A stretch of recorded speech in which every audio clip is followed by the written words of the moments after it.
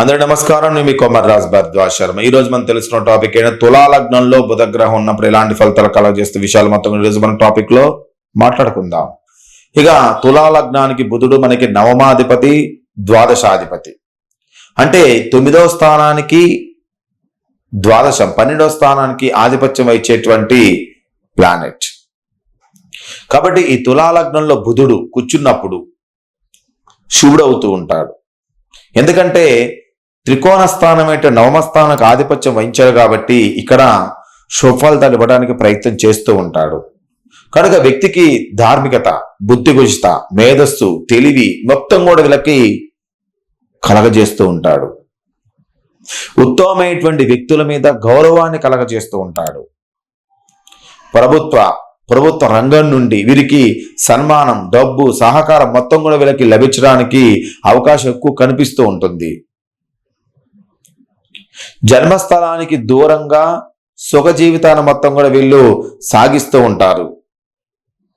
జన్మస్థలానికి దూరంగా ఉండేటువంటి ప్రాంతాలకు ఒకసారి విదేశాలు కూడా అయిపోయి ఉండొచ్చు. విదేశాల్లో అయినా సరే సుఖవంతంగా ఉండి డబ్బు మొత్తాన్ని కూడా సంపాదించుకొని మంచి పేరు ప్రఖ్యాతులు పొందడానికి కూడా అవకాశం కనిపిస్తూ ఉంటుంది. వీరికి తల్లిదండ్రుల నుంచి ప్రేమ, సహకారం బాగా లభిస్తుంది. బుధుడి యొక్క పరిపూర్ణ దృష్టి సప్తమ భావాన్ని మనకి ప్రత్యేకంగా చూస్తూ ఉంటాడు. కాబట్టి వైవాహిక జీవితంలో సామాన్య సుఖం మాత్రమే ఉంటుంది. సంతానం, జీవిత భాగస్వామి సహకారం మొత్తం కూడా లభిస్తూ ఉంటుంది. ఏదైతే ఈ లగ్నస్థ బుధుడు, ఈ తులా లగ్నం నుండి బుధుడు ఎప్పుడైతే ఒక్కడే ఉన్నాడు, శుభగ్రహాలతో కలిసి ఉన్నాడు, అప్పుడు వివాహ జీవితాన్ని మంచి ఆనందవంతంగా మారుస్తూ ఉంటాడు. వైవాహిక జీవితంలో మంచి సుఖాన్ని, సంతానాన్ని, జీవిత భాగస్వామి సహకారాన్ని మొత్తం లభిస్తూ ఉంటాడు. ఏదైతే ఈ బుధుడు పాపగ్రహంతో కలిసి ఉన్నప్పుడు ధనస్థానం మీద, కుటుంబ సౌఖ్యం మీద, ఆరోగ్యం మీద కొంత ప్రభావాన్ని ఖచ్చితంగా చూపిస్తూ ఉంటాడు. ఈ లగ్నస్థ బుధుడు పాపగ్రహ పీడితుడై ఉన్నట్టయితే, పాపగ్రహాలతో కలిసి ఉన్నట్టయితే ధనస్థానం చాలా విపరీతంగా నష్టాన్ని క్రియేట్ చేస్తుండేది. ఎప్పుడు కూడా డబ్బు అనేది రాకోకుండా చేయటం అనేది జరుగుతూ ఉంటుంది. ఈ లగ్నస్థ బుధుడు పాపగ్రహాల పీడితై ఉన్నప్పుడు వారి జీవితం మొత్తం కూడా కొద్దిగా ఇబ్బందికరంగా మారడానికి అవకాశం ఉంటుంది. తులా లగ్నంలో కొండలో ఉంటున్న బుధుడు నవమ స్థానానికి, ద్వాదశ భావానికి ఆధిపత్య గ్రహం మనకి. కాబట్టి 9వ స్థానం సంబంధించేటువంటి ఫలితాలు ఇవ్వాలి, 12వ స్థానం ఫలితాలు. 12వ స్థానం మనకి ఖర్చు కారకుడు, కానీ ఖర్చులు ఎక్కువగా చేయిస్తూ ఉంటాడు.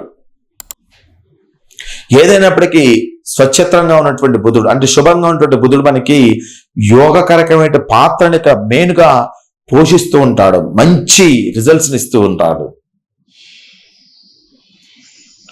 వ్యక్తిని ధార్మికానికి, బుద్ధిమంతులుగా మార్చడానికి, జన సంబంధ కార్యక్రమం శ్రద్ధ కలిగి ఉండడానికి, ప్రభుత్వం ద్వారా, ప్రభుత్వ యంత్రాంగం ద్వారా డబ్బులు రావడానికి, స్త్రీలతో సంయోగానికి, గౌరవప్రాప్తి పొందడానికి, జన్మస్థలానికి నుంచి దూరంగా ఉండి భాగ్యాన్ని పొందడానికి, తల్లిదండ్రుల యొక్క ప్రేమ పొందడానికి, భార్యతో సుఖవంతంగా ఉండడానికి, రతి సుఖాన్ని పొందడానికి, వైవాహిక జీవితంలో మంచి ఆనందంగా పొందడానికి, ఈ మొత్తం కూడా అక్కడ ఉన్నటువంటి శుభుడైనటువంటి బుధుడు వల్ల కలుగుతూ ఉంటుంది. అశుభుడైన బుధుడు వల్ల దీనికి ఆపోజిట్ కొన్ని ఇబ్బందులు కలగజేసే అవకాశం కూడా జాతకంలో కనిపిస్తూ ఉంటుంది.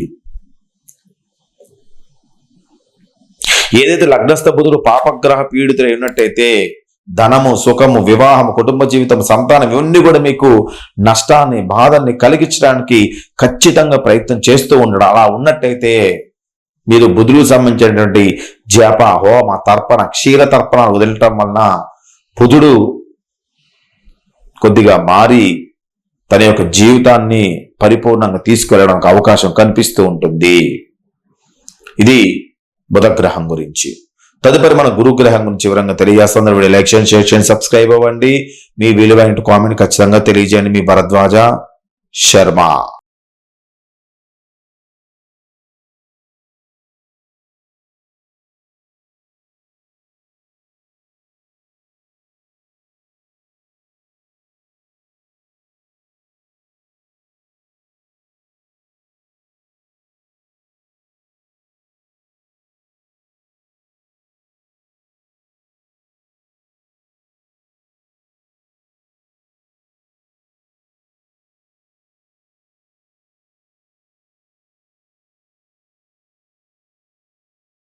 Welcome to Learn Astro and Devotional Bhakti.